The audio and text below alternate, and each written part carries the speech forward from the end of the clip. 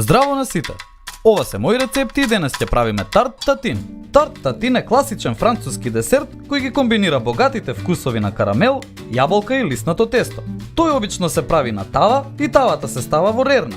Но со овој рецепт и со помош на Делимано ростерот можете да направите доволно тарт татин за да нахраните цела толпа луѓе. Да започнеме со состојките. Ќе ви треба 150 грама шеќер, 150 грама путер, 10 мали јаболка и 500 грама лиснато тесто. Време е за лупење на јаболката. Исчистете ги и излупете ги јаболката пред да ги исечкате. Ќе ви требаат приближно 10 мали јаболка за овој рецепт.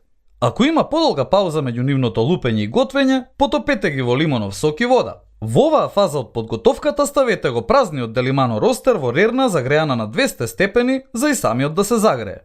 Следно ќе го правиме карамелот. Стопете го путерот во тава на средно висок оган. Потоа додадете шеќер, измешајте и оставете да се формира карамелот. Повремено мешајте, но колку повеќе мешате, толку повеќе ќе се намалува температурата. Па така внимавајте да не претерате со мешањето. Потребно ви е трпение за да го оставите карамелот да се формира. Немојте премногу да го загревате карамелот, бидејќи може да изгори или да стане нерамномерен.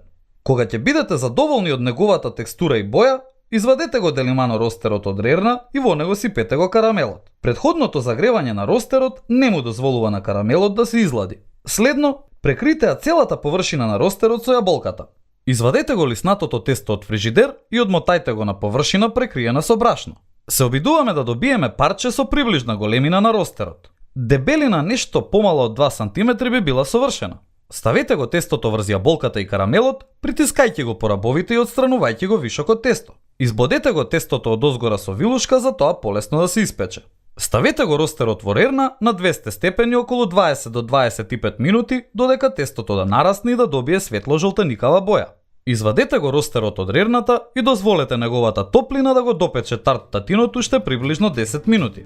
Потоа земете фолија или хартија за печење и прекрите го ростерот пред да го превртите тарт татинот на куинската површина. Време е за сервирање. Едноставно исечете парче тарт и сервирајте го на чинија. Овде го сервираме со крем и малку повеќе карамел, но зошто да не ставите и малку сладолед? Овој рецепт ви покажува како да направите едноставен карамел и не заборавај, на сите ни е потребна идеја во куината. Затоа биди вистински пријатели, сподели!